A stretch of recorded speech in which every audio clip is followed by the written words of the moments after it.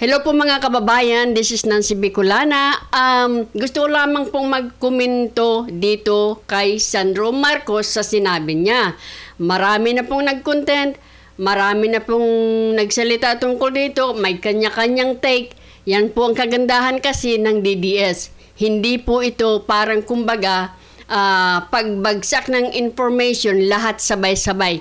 Kami po may kanya-kanya. Kaya nga po, pag merong ganyang pinag-uusapan, may mga take yung iba. Kaya kanya-kanya nga po. Hindi yung parang, kumbaga, ay merong nagkukumpas. Kaya nga po, gusto ko rin magkomento kasi parang ang hirap pong paniwalaan kasi after 4 years ngayon ka nagsalita. At saka isa pa, nagtataka naman ako dahil nga po sa sobrang maano yung mga media noon, bakit wala man lang kahit isang pip, kahit isang kaunting balita doon ay hindi yata kumalat. Di ba? Isa pa po mga kababayan, yung sinasabi niya, ipapanood na lang natin uli, nakita nyo na po, uli. At doon natin komentuhan ha, ito. Gusto ko lang malaman, ano ba ang gusto niyang makuha dito at ngayon niya sinabi ito, di ba? Ayan, subukan, anuhin lang natin. Yan muna, pakita natin. And I will never forget, and this is the first time kunento ko to. Wow. O ayan, first time daw. Ibig sabihin, after 4 years, bigla kang lalabas at sasabihin mo yan. Why? Anong purpose mo? Anong gusto mong makuha dito? Kasi may audience ka na wow, tuwan-tuwa. Masarap ba sa pakiramdam na mayroong nagwawawaw sa'yo?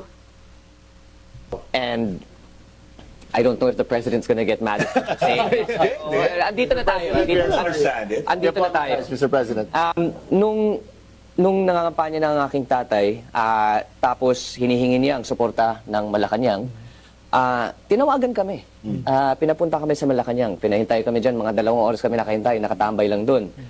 And then, nakaharap kami. I'm never gonna forget. Andun kami sa presidential guest house, pinasok. And at the time, there was still no official endorsement from Malacanang. And Bumabanat pa nga yung presidente, no? exactly. And Bumabanat pa nga yung presidente noon at sabi ni Sandro, exactly. Bakit kayo inimbitahan? Kung bumabanat pa, si former President Duterte sa inyo. Bumabanat sa inyo, yet inimbitahan kayo. so we were supposed to meet the president at the time. But instead, hinarap kami sa 3 tao. Hindi ko na lang babanggitin kung sino. But we were put in front of 3 people and they essentially, asked, ano plano mo? Ano magagawa mo para sa amin?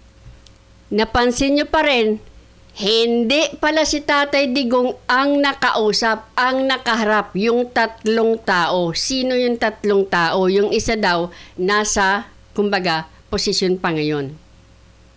Di ba? Anong gustong gawin? Anong gustong ipahiwatig nito ni Sandro sa atin? Etc. etc. And then there was one person who's a sitting official now. Hindi ko na lang sasabihin, but that's a clue. He's a sitting official now. And sinabi niya, He's a sitting official now. That's a clue. Anong clue? kay Pangulo na, sige, suportahan ka namin on the condition that kami yung mamimili ng ES, kami yung mamimili ng Speaker, kami mamimili ng Senate President, kami mamimili ng Secretary, basta marami silang hiningi. Marami silang hiningi. I can imagine them saying... And then when we left the palace, tumingin tatay ko sa akin. Alam mo, kulang na lang, papatayin na nila ako. Napakabilis salitain yun. Kulang na lang, gugurgurin ako. Alam po ninyo, mga kababayan, pakinggan po ninyo sinabi niya, unang-una, bumabanat pa raw po si President Den. So bakit pala binabanatan kayo pagkatapos iimbatahan kayo? Okay? Ngayon, pagdating nyo doon sa Malacanang, pinag-intay kayo ng 2 oras. Pangatlo, yung hindi naman pala si Tatay Digong ang humarap sa inyo, kundi yung sinasabi mong 3 tao na ayaw mong pangalanan. At meron pang isang nasa posisyon pa rin ngayon o nasa government pa rin ngayon na ayaw mo ring pangalanan. Isa pa, mga kababayan, bakit pupunta sila doon, makikipag-deal sila at hihingiin na lahat ni Tatay Digong o ng kanyang whoever, yung tao na yon, lahat na lang ng posisyon, Speaker, Senate President, Executive Secretary at marami pa daw iba. So bakit na lang, hindi na lang, di ba? Hiningi na lang lahat. Sa inyo na lang ang pagiging president. Di ba? Oh. Ang isa pa, matagal ka na dyan sa politics, Sandro. Dyan ka na ipinanganak, dyan ka na lumaki, dyan ka na't lahat. Kung totoo man, at ito ay kung lang ha, totoo man na mayroong diling-diling o mayroong usap-usap, politics, saan ka naman nakakita, di ba? Hihingi ka ng endorso pagkatapos yun lang. That is kung totoong nangyari yun. But I don't believe you. Kahit pa sabihin ng tatay mong pinalaki ka ng maayos. That's sa inyo yan. Pero kami, karamihan sa amin, hindi naniniwala sa iyo. Anong purpose mo dito, Sandro? Di ba? Anong gusto mong palabasin dito? Kulang pa sa inyo na ipinakidnap na o isinorender na ng tatay mo na magaling si former president sa Banyaga. Sa totoo lang, kulang pa sa inyo yon. Hindi nga po nakikipag-deal at hindi rin nakikiusap sa kung kahit kanino si Tatay Digong. Ang deal lamang po or pakikipag-usap na natandaan ko kay Tatay Digong ay pakikipag-usap doon sa mga taong hindi nagbayad ng tax. Mighty Corporation, ilang bilyon.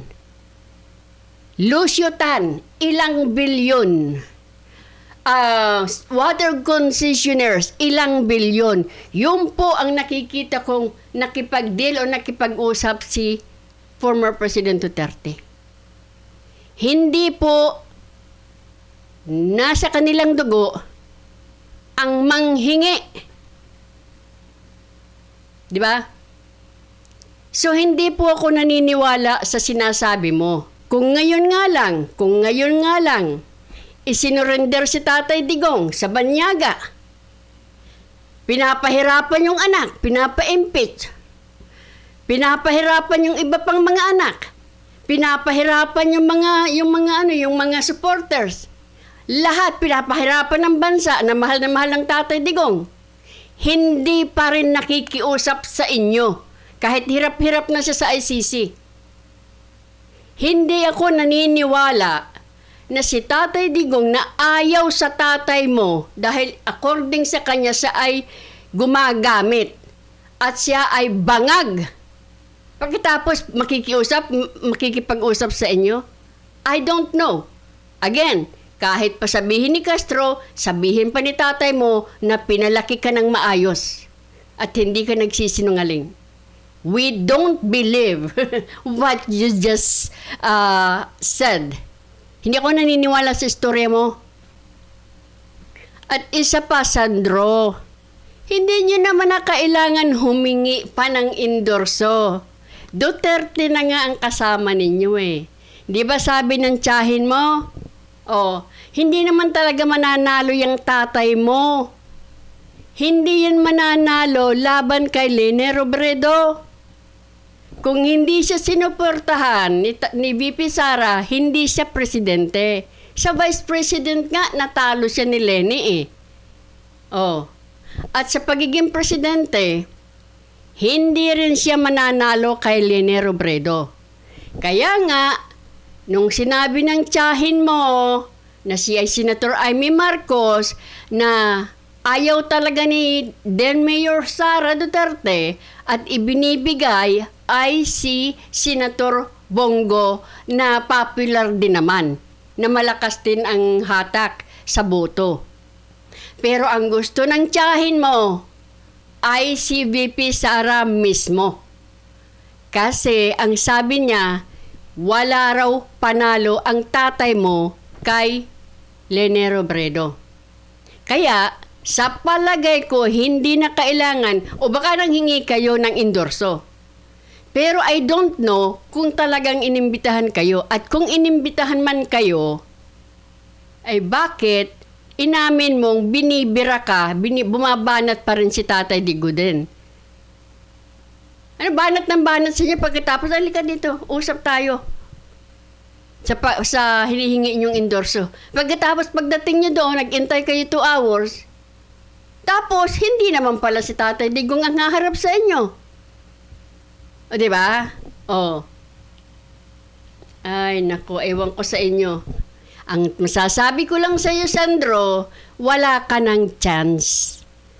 Never again. Yan ang totoo. Never, ever, wala nang Marcos. Uli, ito na ang pagkakataon ninyo sana. Nalinisin ang pangalan ninyo na kinamuhian ng mga dilawan for decades.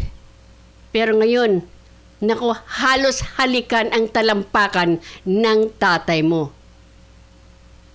So, yun lang mga kababayan. Wala po akong believe sa sinabi niya.